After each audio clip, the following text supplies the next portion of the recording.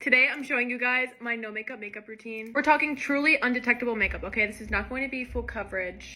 It's just going to enhance our features, cover blemishes, things like that. I'm starting out with this Ilia, the Base Face Milk. This is the lightweight moisturizer. Next, I never really see people talking about this Tier Ceramic Milk. It is so glowy. Like, if you like glowy makeup, you will love this product. Then last, I'm going to put a little bit of the Saie Warm Glow Serum. I definitely prioritize looking really glowy and hydrated when I am doing no makeup because your natural skin is not matte. Okay, now we're gonna start our makeup. There are so many good skin tints on the market. You have e.l.f., Hourglass, Kosas, Saie. Like, there are tons. My personal favorite that still keeps my skin super glowy is the Charlotte Tilbury foundation stick. I really like this skin tint because when I blend it out, you can still see my freckles and I still have that skin-like finish.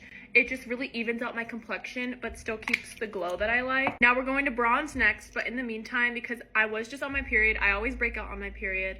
So I'm just gonna take a little bit of concealer and dab it on any blemishes. We're not blending it out yet though. This is the Saie Slip Tint Concealer in the shade 6. Now we are going to bronze. This is my favorite step. There are also like endless options for bronzing products. Using the Westman Atelier Face Trace Contour Stick. This is in the shade Truffle. Typically for a full B, I would take it all the way like almost to my mouth to kind of contour out my cheekbones. With this, I'm just going to keep it really close to my hairline. You're just adding dimension to your face. You're also not dragging it across your whole forehead. You're really just keeping it on your temples. See the difference? It just kind of gives my face more depth. Makes it look a little bit more sculpted without actually sculpting it out. I can definitely have blush blindness sometimes, but I think knowing your undertones, whether you're cool or warm toned or neutral, will help you determine the perfect blush shade for you. I'm pretty cool toned.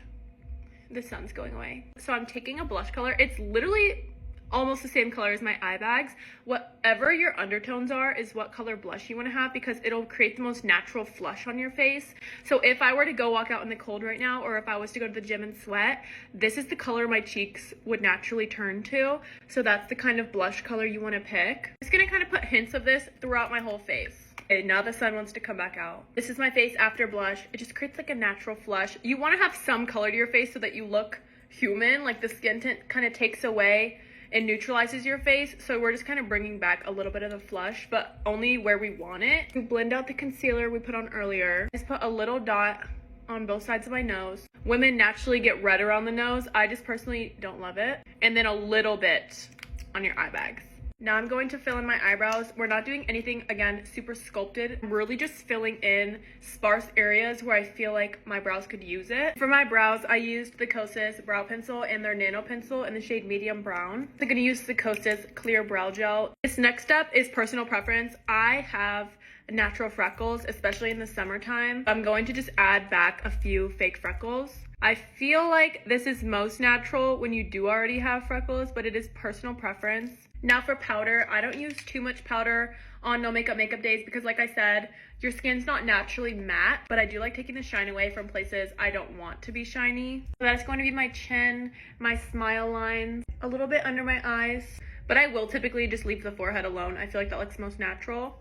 It's really just places where like I don't want to look glowy because it looks more like sweat to me than like a natural glow. This is the Hourglass Translucent Medium Vanish Pressed Powder. Next, I am going to go in with some powder bronzer. I'm just putting it on top of where I put the cream bronzer earlier. Really just the temples and the high part of my cheek. Kind of like a C shape. We'll also add a little bit to the tip of the nose. And next we're gonna do the lips. I like picking a color that is very similar to my natural lip color. This is shade Flirt from Saie Beauty. So now my lip liner's on. Again, it's not too harsh. You can't really see exactly where I drew it, but it is defining my lips more, and I do slightly overline. Saie Beauty gloss in the shade Kiss. This is one of my favorite glosses. I'm almost out of it. Next, I'm going to curl my lashes. This is the Tweezerman Lash Curler. And for setting spray, I'm just gonna use this Makeup by Mario Surreal Skin soft setting spray. Really just anything that has a skin-like or glowy finish. You don't want to use a mattifying setting spray here. Okay, I don't know why I didn't film an outro, but I hope you guys enjoy. Everything that I used, including the shades I used, will be linked in my LTK for you to find easier. And let me know in the comments what you want to see me do next. Bye!